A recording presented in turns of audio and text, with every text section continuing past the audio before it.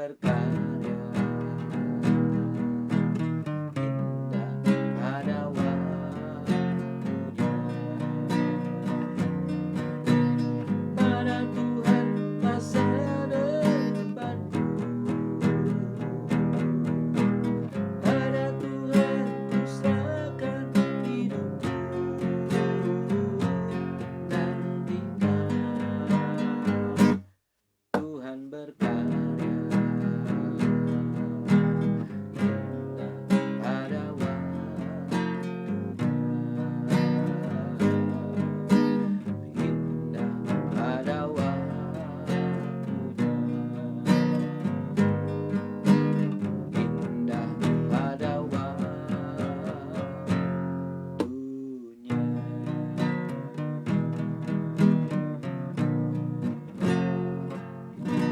Haleluya, puji Tuhan. Ya, apa betul saudara-saudara? Segala sesuatu indah pada waktunya. Iya betul. Tapi waktunya siapa? Bukan waktunya kita loh saudara-saudara. Waktunya Tuhan. Ya.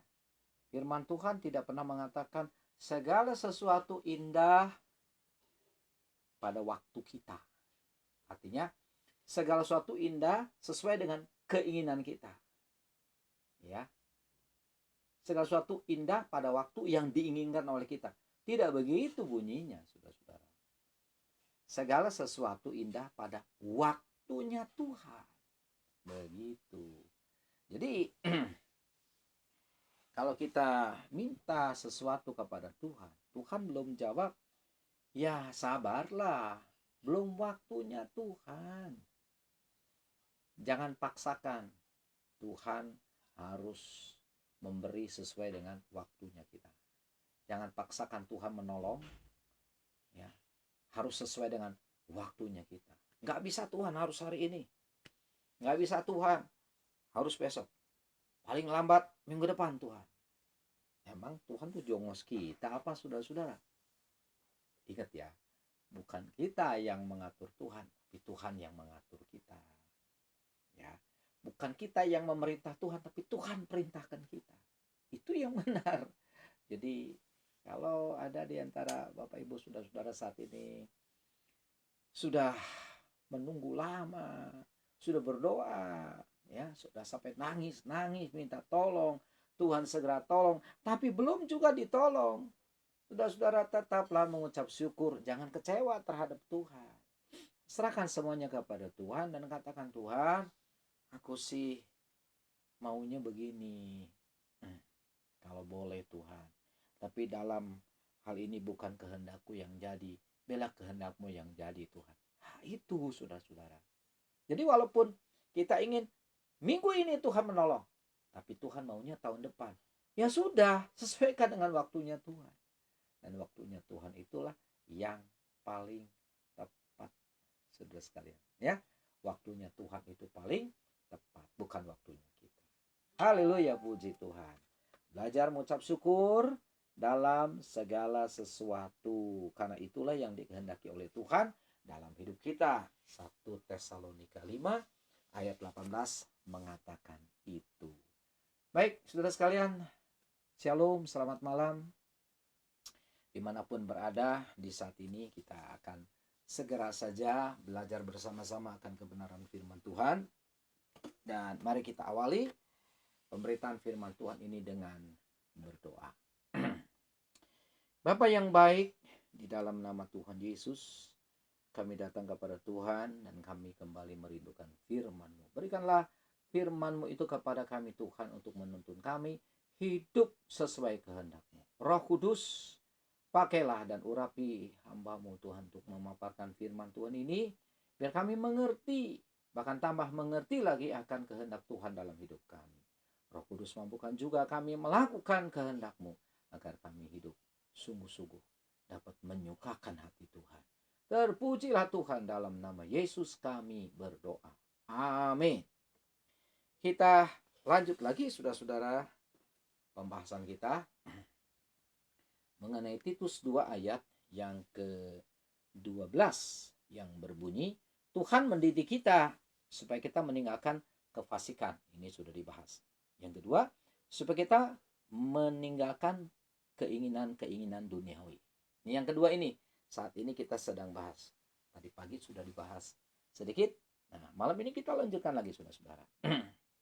Dengan apa, Bapak Ibu, saudara-saudara, Tuhan mendidik kita? Jawabannya dengan firman Allah dan Roh Kudus. Untuk apa? Supaya kita meninggalkan keinginan-keinginan duniawi. Ya. Seperti apa itu keinginan-keinginan duniawi? Tadi pagi kita baca Kolose 3 ayat 5. Saya ulang kembali ya supaya Bapak Ibu lebih ingat lagi. Yang sudah dengar tambah ingat, yang belum dengar biar tahu sekarang, ya. Saudara-saudara, mari kita tinggalkan hal-hal yang duniawi. Ya, oke, tinggalkan hal duniawi. Tapi hal duniawi itu apa saja? Ini jawabannya. Kolose 3 ayat 5. Karena itu matikanlah atau tinggalkanlah, sama ya. Matikanlah atau tinggalkanlah dalam dirimu segala sesuatu yang duniawi. Apa itu? Itu percabulan, terus kenajisan, lalu hawa nafsu, kemudian nafsu jahat, terakhir keserakahan. Nah, keserakahan ini katanya sama dengan penyembahan berhala. Ya, tadi pagi sudah dibahas ini, saudara-saudara. Nah, Bapak Ibu, 5 hal ini harus kita matikan.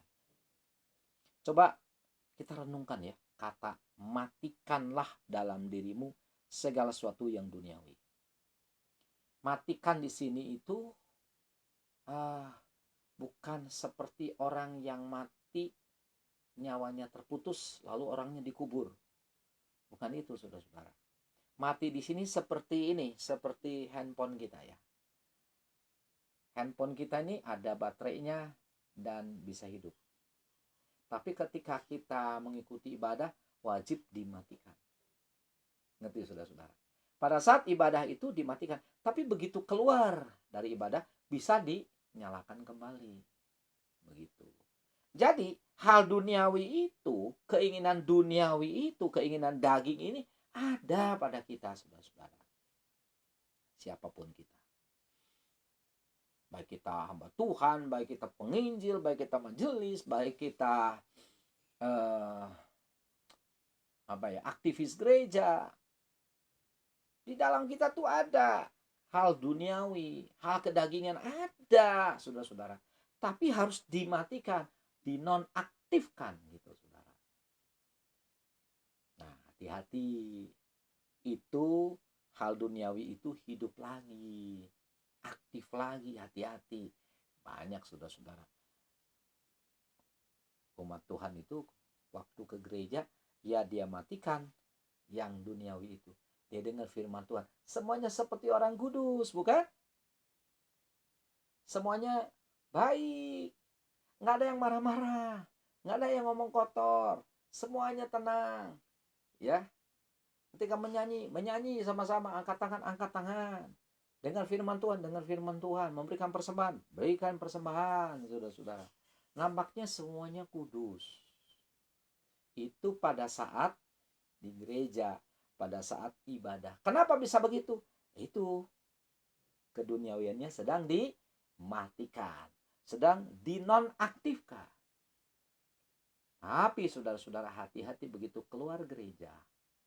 Nah, baru selesai ibadah. Ya, kendaraan kita mungkin terpepet angkot. Apa yang keluar dari mulut kita, saudara-saudara? Apakah sumpah serapah? Maki-maki? Nah, tanpa kita sadari, saudara.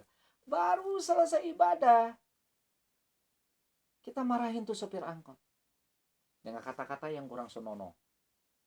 Ada gobloknya, ada anjingnya, ada monyetnya. Ya, dengan kata-kata yang kurang pantas, saudara. Tanpa dia sadari, itu duniawinya aktif lagi tuh. Baru dinonaktifkan, sekarang aktif lagi. Baru beribadah, dinonaktifkan kedagingannya. Sampai di rumah marahin istri. Kata-kata yang kurang baik. Aku nyesel kawin dengan kamu. Baru ibadah, saudara. Sekarang ngomongnya sudah seperti itu. Itu keduniawiannya, kedagingannya aktif lagi tuh. Ya. Marah-marah ke suami, marah-marah ke anak, marah-marah ke orang tua. Baru selesai ibadah. Semua kedagingannya, keduniawiannya non-aktif, sedang dimatikan. Begitu sampai di rumah atau di lain tempat, itu keduniawiannya aktif kembali. Disadari atau tidak disadari, kebanyakan sih tidak disadari, saudara-saudara. Jadi kalau begitu, hidup ini harus hati-hati loh, saudara. Harus hati-hati. Sama seperti kita mengendarai kendaraan, mau naik mobil kayak, mau naik motor, naik sepeda, harus hati-hati. Hati-hati terhadap jalanan yang kurang bagus, belum diperbaiki, banyak lubang, ya. Hati-hati kalau hujan licin. Hati-hati kalau tiba-tiba ada orang nyebrang. Hati-hati kalau tiba-tiba kendaraan di depan kita rem mendadak. Hati-hati kalau jalannya berkelok-kelok. Hati-hati kalau berjalan di malam hari gelap, lampu barangkali kurang terang. Perlu kehati-hatian. Supaya apa? Supaya jangan celaka. Nah, sama saudara-saudara hidup kita juga nih. Dalam mengendalikan keduniawian, kedagingan ini, saudara. Kita perlu kewaspadaan. Jangan sampai tidak disadari ini aktif kembali nih. Tuhan minta nonaktifkan. Matikanlah dalam dirimu segala sesuatu yang di dunia. Artinya bisa aktif kembali. Kapan saudara-saudara segala sesuatu yang duniawi itu mati total? Ya kalau kitanya mati, saudara. Kalau kitanya dipanggil pulang oleh Bapa di sorga, nah, baru tuh saudara-saudara. Selesai sudah hal-hal yang duniawi. Tapi kan sekarang kita masih hidup, saudara-saudara. Ya. Selagi masih hidup, Tuhan mau kita harus menonaktifkan, harus mematikan dalam diri kita segala sesuatu yang duniawi. Ya, nonaktifkan tuh percabulan. Hati-hati, bisa muncul kembali percabulannya. Nonaktifkan tuh kenajisan. Ya. Nonaktifkan nih kenajisan. Kenapa? Karena bisa aktif kembali kenajisannya. Nonaktifkan hawa nafsu. Karena bisa tiba-tiba hidup kembali, aktif kembali hawa nafsunya. Terus apa lagi? Nonaktifkan nafsu jahatnya. Hati-hati. Jangan sampai hidup kembali, aktif kembali. Nonaktifkan tuh keserakahan. Karena nanti bisa aktif kembali tuh keserakahan. Yang sama dengan penyembahan berhala katanya. Wah. Kalau begitu saudara, mengikut Yesus itu tidak mudah. Tidak gampang. Sekedar rajin ke gereja gampang. Tapi ikut Yesus menonaktifkan ini saudara keduniawian, itu yang tidak gampang. Ya. Bagaimana Bapak Ibu? Kita harus akui ya, kita cuman sering kali nih kita cuman rajin ke gereja. Tapi keduniawian kita aktif. Kita cuma rajin dalam pelayanan. Tapi kedagingan kita aktif. Kita harus akui saudara. Kita seringkali cuma rajin ikut komsel. Tapi keduniawian kita, kedagingan kita aktif. Kita seringkali saudara memberi persembahan. Itu tentu bagus. Tapi ini keduniawian kita nih aktif, kedagingan kita nih aktif, saudara-saudara. Kita harus akui itu, saudara. Kita seringkali terlibat di dalam pelayanan, tapi keduniawian kita aktif, saudara. Coba, apakah betul seperti itu, saudara sekalian? Saya yakin Bapak Ibu pasti berkata, betul. Ya memang. Makanya jangan kaget ya, saudara-saudara. Lihat orang Kristen, ke gerejanya rajin, pelayanannya juga, terlibat di dalam kepengurusan gereja, ya, memberi persembahan cukup besar. Semuanya itu kan bagus, saudara. Tapi ini dagingnya aktif, saudara. Keduniawiannya aktif. Ini yang menyebabkan saudara ke gereja. Iya, dosa juga iya. Melayani Tuhan iya. Melakukan apa yang tidak benar juga iya. Ya. Terlibat di dalam pekerjaan Tuhan, tapi terlibat juga di dalam pekerjaan setan. Kenapa? Ini aktif nih, saudara-saudara nih aktif. Tuhan minta kita nonaktifkan tuh hal-hal duniawi atau kedagingan, harus di nonaktifkan, matikan sampai nafas kita yang terakhir. Begitu kita mati, saudara-saudara, wah, kita berjumpa dengan Yesus. Kenapa? Karena kita telah mematikan atau menonaktifkan segala sesuatu yang duniawi. Kita nonaktifkan itu percabulan. Kita nonaktifkan itu kenajisan. Kita nonaktifkan itu hawa nafsu. Kita nonaktifkan itu nafsu jahat. Kita nonaktifkan itu keserakahan. 5 hal ini. Kalau Bapak, Ibu, saudara-saudara dan juga saya melakukan 5 hal, indah loh saudara hidup kita. Dijamin indah hidup kita. Aduh, indah dah. Tunggu saudara. Bahagianya hidup kita. Sukacitanya setiap hari. Tenangnya batin kita saudara. Ya. Berkatnya pasti datang bertubi-tubi dalam hidup kita. Tuhan gak akan berhentikan tuh berkat. Tuhan gak akan berhentikan tuh mujizat dalam hidup kita. Makanya kalau ada lagu yang mengatakan ada mujizat setiap hari, itu betul. Tapi maaf, tidak untuk semua orang. Hanya untuk orang yang menonaktifkan segala sesuatu yang duniawi. Periksa diri kita, saudara-saudara, saat ini. Kalau saudara susah terus, hidup morat-marit terus, saudara-saudara, hidup menderita terus. Begini susah, begitu susah, begini salah, begitu salah, maju kena, mundur kena, jalan buntu terus tiap hari tuh, aduh rasanya kacau terus. Periksa, saudara. Barangkali ini penyebabnya nih. Apa? Hal duniawi kita masih aktif, kedagingan kita aktif. Itu yang menyebabkan saudara hidup kita nggak karu-karuan.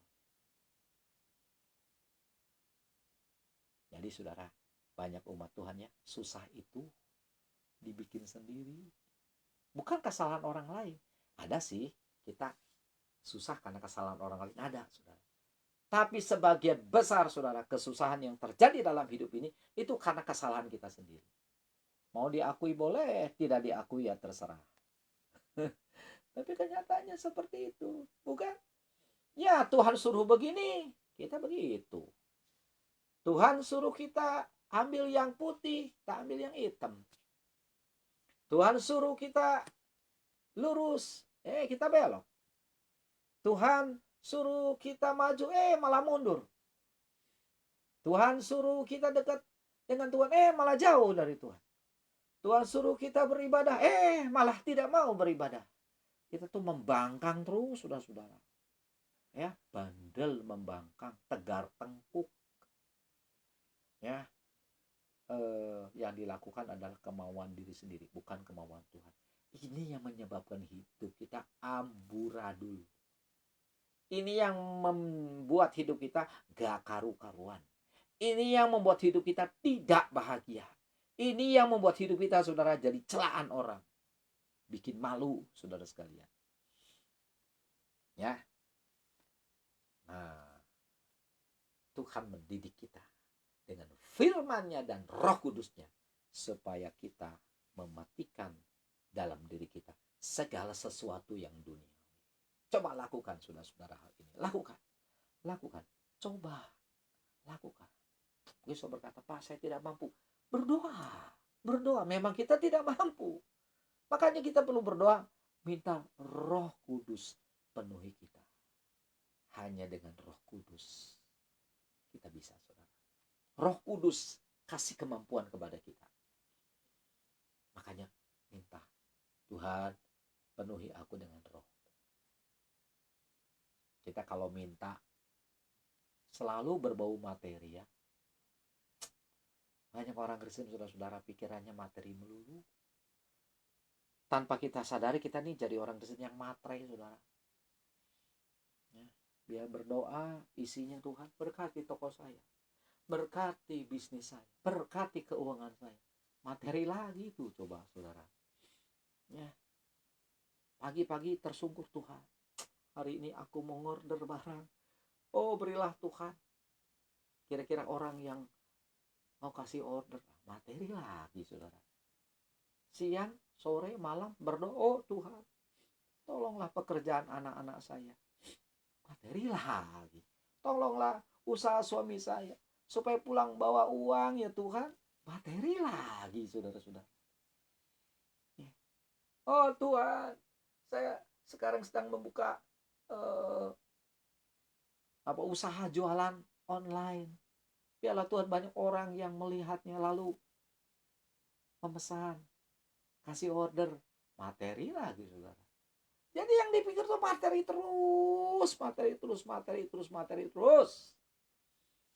Kali-kali saudara-saudara kita datang kepada Tuhan ya, kita katakan Tuhan, aku datang kepada Tuhan.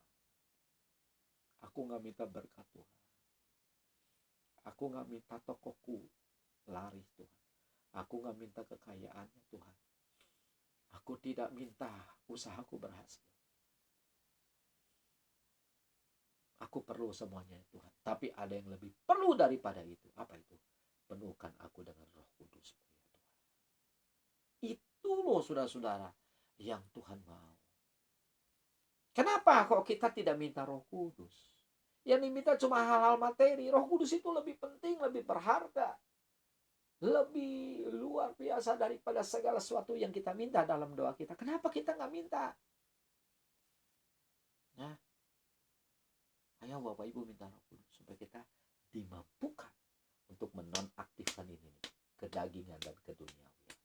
Kalau Bapak Ibu sudah ditolong Roh Kudus mematikan ini keduniawian dan kedagingan, masalah-masalah kita semua Tuhan pasti selesaikan. Pasti saudara. Ya, kita tidak luput dari masalah, tapi semuanya Tuhan akan selesaikan dengan caranya yang ajaib. Baca firman Tuhan. Tuhan suka kepada orang yang hidupnya berkenan kepada Tuhan. Kalau kita berkenan kepada Tuhan, firman Tuhan mengatakan, Tuhan akan membereskan segalanya. Jadi Bapak Ibu, tertariklah untuk kita dipenuhi oleh Roh Kudus. Saya ajak saudara, minta Roh Kudus, minta Roh Kudus, minta Roh Kudus. Minta supaya dia dipenuhi oleh Roh Kudus, dipenuhi oleh Roh Kudus. Itulah sumber kekuatan kita. Ya. Pernah Bapak Ibu minta Roh Kudus dalam doa? Syukur kalau pernah. Kalau belum pernah, mintalah Roh Kudus. Supaya dengan Roh Kudus itu kita nanti dikuatkan untuk menonaktifkan ini nih, hal dunia. Bisa ngerti ya Bapak Ibu, saudara sekalian? Puji nama Tuhan. Ayo, mulai hari ini dan seterusnya kita mau minta kekuatan dari Roh Kudus untuk melakukan perintah Tuhan ini. Kolose 3 ayat 5, mematikan dalam diri kita segala sesuatu yang duniawi. Karena Allah mendidik kita dengan firman Allah dan Roh Kudus supaya kita meninggalkan hal-hal duniawi.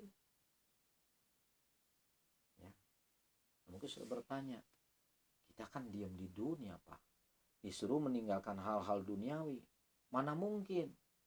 Nah, Tuhan kan gak pernah memberikan perintah yang tidak bisa kita lakukan, yang gak mungkin kita lakukan. Jadi kalau Tuhan perintahkan supaya kita meninggalkan hal-hal duniawi, itu sangat mungkin. Walaupun kita masih tinggal di dunia ini, saudara-saudara. Maksudnya apa sih? Meninggalkan hal-hal duniawi, yaitu meninggalkan hal-hal yang biasanya dilakukan oleh orang dunia yang tidak mengenal Allah. Itu loh, saudara-saudara. Orang-orang dunia senang kepada percabulan, kepada kenajisan, kepada hawa nafsu, nafsu jahat, dan keserakan. Orang dunia senang. Nah kita jangan dong. Seperti itu pengertiannya. Ngerti ya Bapak Ibu? Orang dunia senang kepada dosa, gitu jangan dong. Kalau orang dunia senang dosa, kita juga senang dosa. Sama dong kita dengan dunia. Sedangkan Tuhan minta, tinggalkan hal-hal yang duniawi. Begitu, saudara-saudara. Ya. Jadi apa yang disukai oleh orang-orang duniawi yang bertentangan dengan Allah, kita harus hindari. Yang harus kita lakukan adalah mencari hal-hal yang disenangi Allah. Gak apa-apa kita disebut ketinggalan zaman juga. Yang penting kita berkenan kepada Allah, saudara-saudara. Ya. Gak apa-apa kita disebut bodoh juga. Asal Tuhan mengatakan kepada kita, kamu pintar. Yang penting kan penilaian Tuhan, bukan penilaian dunia, saudara-saudara. Mengerti ya Bapak Ibu, saudara sekalian? Orang dunia berkata kepada kita, bodoh kamu, ada kesempatan untuk ambil untung dengan cara mudah, kamu gak melakukan. Kita disebut bodoh. Ya, bagi mereka bodoh. Tapi kita tahu Tuhan gak mau melakukan hal itu. Karena itu ada kekejian di mata Tuhan.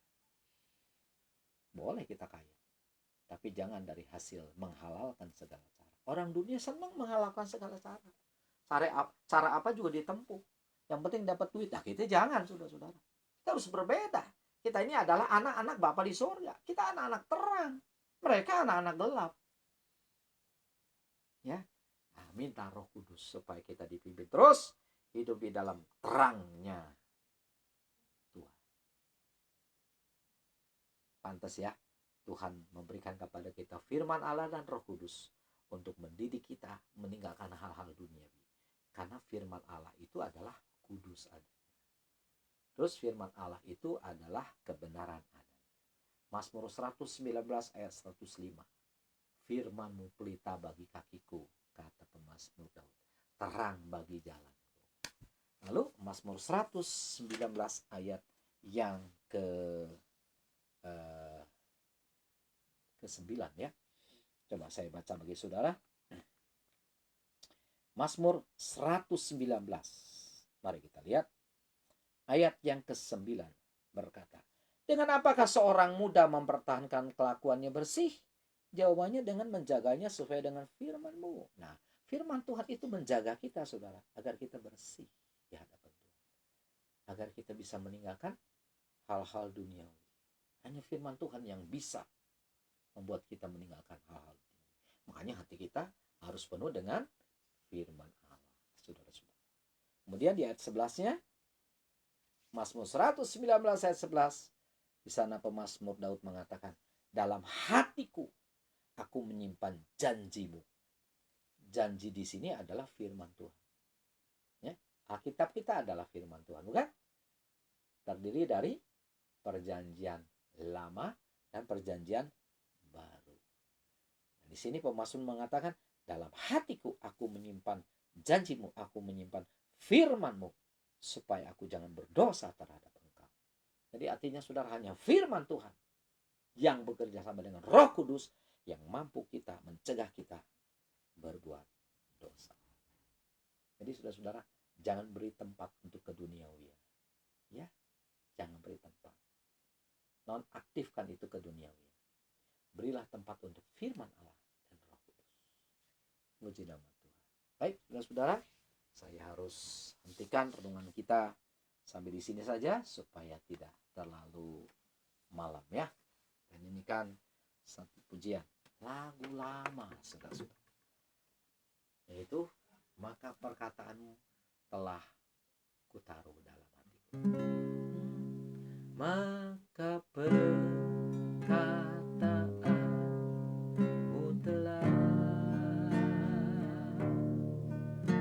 kutaruh dalam hatiku, supaya jangan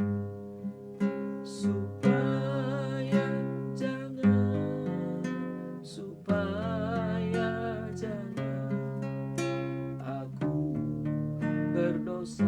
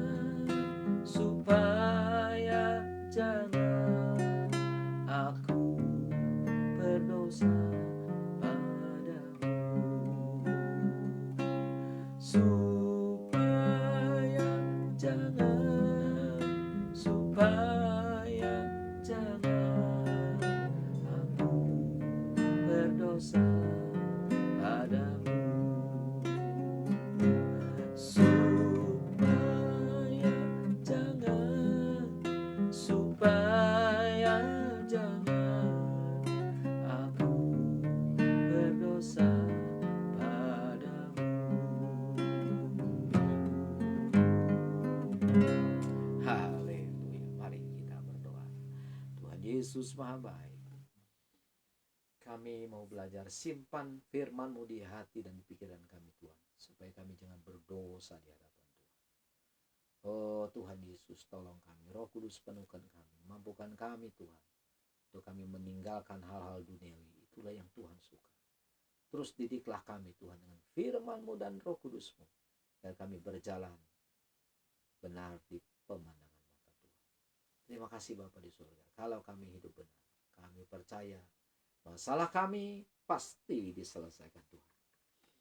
Sakit penyakit kami Tuhan cabut dan angkat, ganti dengan kesembuhan. Kami yakin Tuhan, apa yang kami butuhkan Tuhan akan sediakan. Kami percaya kalau kami hidup berkenan di hadapan Tuhan, hal-hal yang luar biasa Tuhan akan tunjukkan bagi kami. Kami akan melihat Tuhan, kasih Tuhan yang agung dalam hidup ini. Oh Bapa di surga, kami rindu Tuhan. Seperti firman-Mu katakan dalam Titus 2 ayat 12 ini. Ya Tuhan. Mampukan kami ya Tuhan, mampukan kami untuk mematikan hal-hal duniawi. Memberkati semua saudara-saudara yang hadir di malam hari ini. Dimanapun mereka berada, berkati mereka ya Tuhan. Usaha mereka, pekerjaan mereka, rumah tangga mereka, kesehatan mereka, terlebih kerohanian mereka. Biar mereka makin kuat di dalam Tuhan. Terpujilah Tuhan. Dalam nama Yesus kami telah berdoa. Amin. Haleluya. Itulah saudara-saudara renungan pagi kita, renungan malam kita untuk hari ini. Hari Sabtu tanggal 12 Maret tahun 2022. Terima kasih perhatian saudara-saudara. Dan khusus untuk besok Bapak Ibu, saudara-saudara ya. Khusus untuk besok doa pagi kita akan mulai jam 5 ya. Jam 5 pagi. Khusus untuk besok saja. Saudara sekalian, jam 5 pagi mari bangun untuk mengikuti doa pagi ya. Dan saya ucapkan terima kasih untuk kebersamaan saudara-saudara. Selamat beristirahat. Ya, Bapak Ibu, jaga kesehatan. Tuhan menyertai kita, Tuhan memberkati kita ya. Dan jangan lupa kita harus selalu takut akan Tuhan. Shalom.